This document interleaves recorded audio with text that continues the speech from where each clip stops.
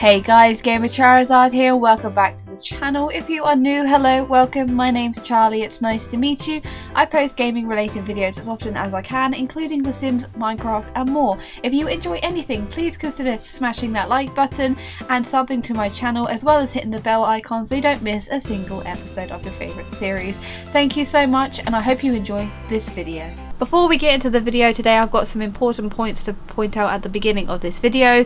Obviously, if you have a console, unfortunately mods and CC will not work for you. If you have the Legacy Edition, please bear in mind mostly all mods, unless stated, are only available for the most updated version of The Sims 4. Also, always read the description of the mods that you are downloading so you know all of the features, as well as if they clash with any other mods you already have, whether or not they need another mod installed enabled to be able to run correctly, or whether or not they also may need a certain pack in order for all the features to happen, and or any other instructions that the creator has popped into the description at the bottom.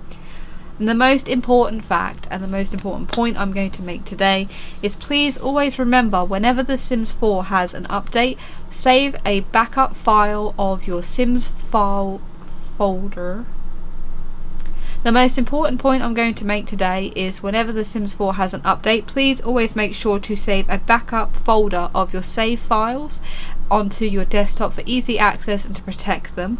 Also remove the entire mods folder out before you update the game. Once the game is all updated, you can then check out the creator's post and make sure that the mods that you have installed at the moment are either compatible or you get the most newest updated version when they are available. Please remember that mods can break your game. They can corrupt save files and make them unplayable. They also can break your game to the point where the game won't even load, so always make sure to take extra precautions before playing with mods when there is an update. Now, with those points out the way, I'm going to start the video. Welcome to a simple tutorial of how to install mods and CC into your game. Now, the first thing you're going to need is a way to be able to extract files from zip folders. Now, if you don't have something installed, then the files themselves will not show as a zip folder and you won't be able to access them. I use Zip, which is the one I'm recommending today, but there are plenty of other ones out there such as WinRAR, and it doesn't matter which one you have, they all basically work exactly the same. I just use this one as a simple of ease, and I've used it for a while now, so I've just kind of stuck with it. Now, if you don't have one, you'll notice because the files will not show up, but sometimes you may already have one on there and you haven't realized. So please bear in mind that you can download this one, and if you don't have it, it won't be a problem. You can have more than one at once. So yeah, all you need to do is simply click download. Once it's downloaded, follow the simple steps. It's on your PC, done, dusted, don't have to worry about it anymore. Now, the mod I'm going to be using as an example today is UI Cheats. Now, the only difference when downloading mods is obviously you're not going to have Patreon as always going to be where you download the mods from. Most of the time they can be from Tumblr sites or other places where you can come across, even Twitter. Now, bear in mind mods download differently. Now, most of the time they are a simple click and you'll be either diverted to somewhere like Patreon, SimFile Share or Media Files. You click download and it downloads the file. Sometimes you are taking through ads. Now, if you ever come across one where it has an ad bar at the top, and at the top right hand corner it says skip ad in 3, 2, 1, and then a skip button comes up with an arrow, click that and only that on that page. If you are ever concerned or worried, then just close it down immediately, and you are more than welcome to come back to this video, let me know what mod it was, what website it was, and I will go and have a look and explain to you how to install it correctly without having to worry about getting any ads pop up for you. But if you ever have it where it has a skip button in the top right hand corner, ignore everything else on the page until that button is ready to go. Click that button and it will direct you to wherever you need to download the mod from, like SimFile Share or Patreon again, or it will just simply download the mod itself. So never be afraid to ask me, I'm more than happy to help. I'm only showing Patreon UI Cheats extension as an example today because I need to update it for my own personal needs in my game, so it's just an easier way to show you. It's also a package and a script file, so I can explain that as well. Now, this mod is absolutely amazing. It's probably one of the highly well-known mods out there, and I can't play my game without it, by Werbooz. It's absolutely amazing. Now, as I said before, if you are ever unfamiliar with any mods, please make sure to take your time to read about the mod. Obviously, reading about every single feature, you don't have to, but it's kind of recommended. That way you will know exactly what this mod entails and how to use it inside your game. Obviously, I've had this mod since I've basically played The Sims 4, so I know it really well. Compatibility, again, make sure it's always up to date with the latest version of The Sims 4 before you install it into your game. He is amazing. He always gets it out the day of or the day after if he's not busy, and a lot of creators out there are the same, but please bear in mind that they obviously have a life away from The Sims and creating, and that sometimes it can take a time for them to fix them, especially if it's very complex that they've got to fix. So always show your support and be patient with them. It's absolutely amazing what they do, and I really appreciate each and every one of them. And I don't play my game if I can't have certain mods installed, but that's just me. I don't really like vanilla as much. I like to have a few things here and there. So with this one also, as I mentioned at the beginning, as you can see, there's actually a legacy edition that you can download. So if you have the legacy edition, you can have this mod in your game as long as you follow this link here and download exactly how I'm going to show you now. There are no conflicts with this mod as far as he's aware.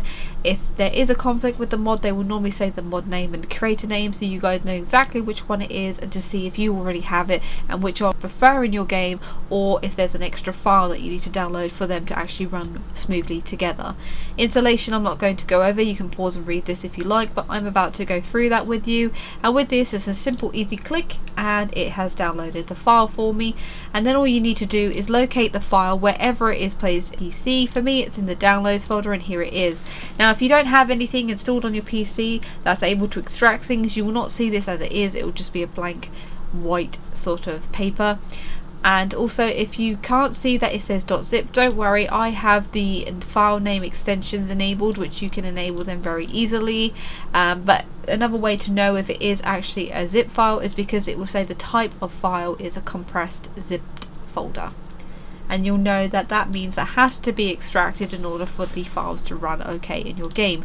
Now, you can just simply go here, copy or cut and paste these files straight into wherever you like, but I like to extract them into their own folder. So I go to 7-zip, or you'll go to Filmora, or whatever program you are using, and you can either extract here to extract the files directly into this folder now, or extract to a certain folder. I always like to do folders to keep it more organized in my mods folder, so I know exactly which mods go with which, and then that way when I need to update them, they're a lot easier to find and replace rather than have to search through all of the files on my PC. Obviously they are in alphabetical order, but sometimes the file names can be a bit different and they're kind of scattered around a little bit, and if you miss one and have a broken mod, part of a broken mod in your game, it's not going to run really well. And also, if you have more than one folder, for instance we have 2 of these folders or several folders, if you have 7-zip, extract to *// is basically making 2 folders. Obviously it won't do it because I already have the folder open there. So once you have got your folder and all the files are extracted from here, you can go ahead and delete that. You don't need it anymore. Obviously, if you have an issue and you accidentally delete this folder, you can undo, or you can go back to your recycling bin before you delete it from there and bring it back and do it again. They always stay in there, so that's not a problem.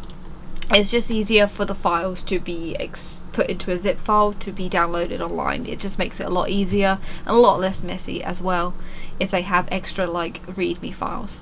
So with this one, it's all ready to go. So all I'm going to do is cut the file, and then we'll go to Documents, Electronic Arts, Sims 4 mods, and I'm just going to paste that straight into here.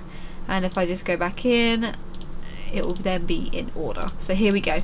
This is exactly where the file is, and when I double click, everything is there and it will run absolutely fine. Now, as you may notice, this actually has 2 files to it, one package file and one called a Sims 4 script file. Now, the Sims 4 script file is different to packages. It has a lot more coding and actually can only be 1 folder deep. If you put this file more than 1 folder deep, it will not work in your game and the whole mod will not work at all. So just make sure that if you ever have script files that you double check before you put the folders in, and if they do, make sure they are only 1 folder deep into the the mods folder. For example, I have Little Miss Sims packages here because what I've done is I have so many of her mods, rather than have all the packages and script files all pasted directly into here, because some of them actually have quite a lot of files. Trying to find one that has a good example, like Live in Business here has a lot of files as well as a script file. If I was to have them all pasted in here with everything else, it would be a bit messy.